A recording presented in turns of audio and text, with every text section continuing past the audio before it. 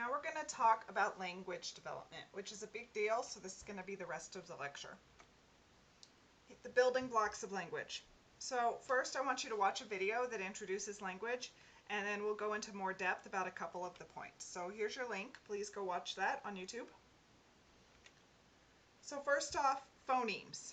What was this? Phonemes are the distinctive speech sounds. They're the building blocks of languages.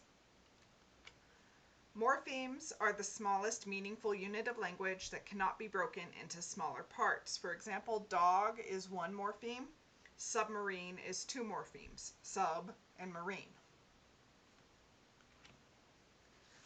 The importance of language exposure. Infants are born with the ability to hear all phonemes of all languages, and remember, each language has a different set of phonemes.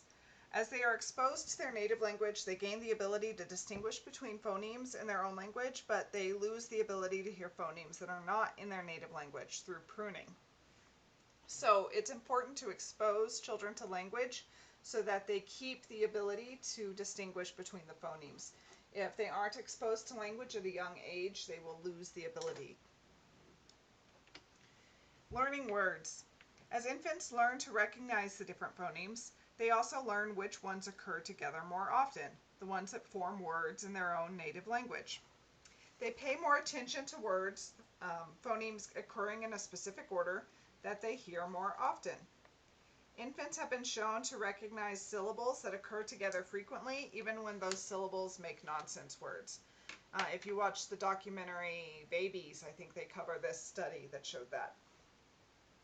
Our brains are designed to learn language from the very beginning. We are born with the hardware in our brains to learn language. We're wired for it. So the components of language. First is phonology. This is the sound system of the language. The child learns the sounds from their culture, their phonemes. Next is morphology. These are rules that govern how words are formed from sounds. This begins with babbling and becomes a lifetime process of learning correct pronunciations. Are there words that you have that you're not sure you're pronouncing right? Have you ever heard people pronounce the same word differently? That's part of morphology. Our accents are also part of it. We've learned how to pronounce words a certain way. Next is semantics. This is understanding the meanings of words and sentences. So these begin with gestures, then the vocabulary grows very quickly in the first 2 years. So semantics are the meanings of words and sentences. Next is syntax. This is the rules of how words are combined to produce sentences. So this is the relationships between words. This is your grammar, your grammatical knowledge. For example, in English, adjectives come before nouns, but in Spanish, adjectives come after nouns. Those are the syntax of the language, the grammar. And then last is the pragmatics. This is how language is used in social situations. It's nuances of meaning and tone. It's like saying please and thank you. It's the social use of language. Sarcasm is part of this, so are euphemisms, which is saying something nicely instead of directly. And this is about the order in which they develop. So steps to speech. Infants are what's known as pre-linguistic. They don't have language yet. Remember, the word infant comes from Latin, meaning not speaking. However, we do see the building blocks of language in infants. It starts with cooing. At about 2 months old, they start to make vowel sounds.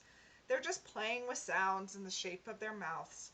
They're not saying anything that resembles words yet, but it's still adorable. Parents love it. Next is babbling.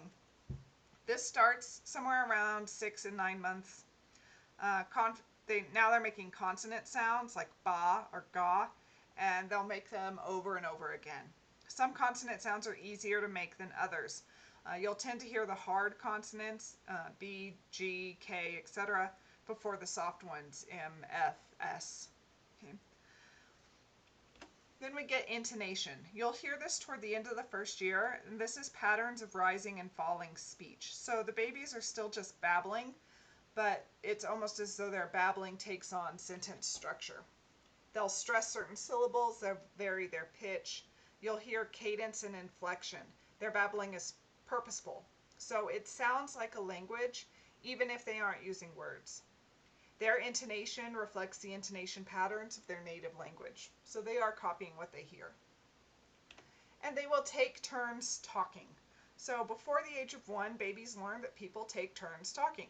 They will babble and coo, then pause to let their parent respond, and then they'll talk again.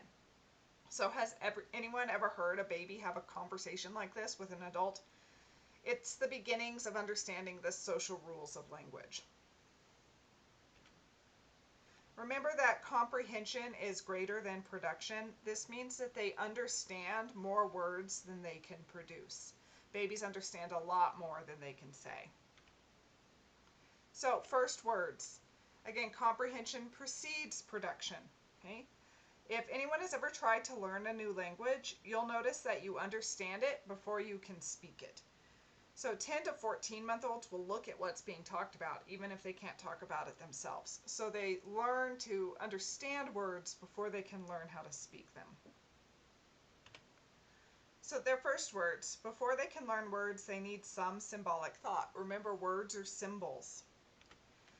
So gestures. Children are capable of using gestures before they can produce words. This is why baby sign language is so awesome. Babies can communicate via sign language before they can ever say a word. Teaching them sign language does not delay verbal language development and can help them communicate before they would otherwise be able to. And that saves a lot of frustration for the parents and the babies. Baby sign language is awesome, even if it's just a few words. If they don't learn formal sign language, babies will still develop kind of their own gestures to represent different things. And they'll point a lot. So they do learn to use gestures pretty early. Speaking usually occurs between 11 and 13 months for the first word, but even 8 months to 18 months is considered normal. Even if the word is unrecognizable to a stranger, if sounds are consistently used to symbolize the same meaning, it's a word. If a baby uses the same sound to mean the same thing every time, it's a word, even if a stranger wouldn't recognize it. So you might, if you have children in your life, you might have examples of child-specific words. Maybe they have a special name for a family member or a pet or a favorite toy, where they have a word for that toy that you know exactly what they're talking about when they say it. For example, my older son is named Connor, and his little brother used to just call him Con. His word for grandma used to be Grom. It was like mom with a GR. So a stranger wouldn't know what he was talking about when he asked for Grom, but we knew what it was. It was a word.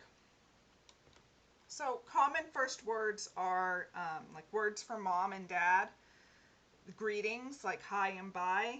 They might say a favorite toy or a drink, like a ball. No is a common first word.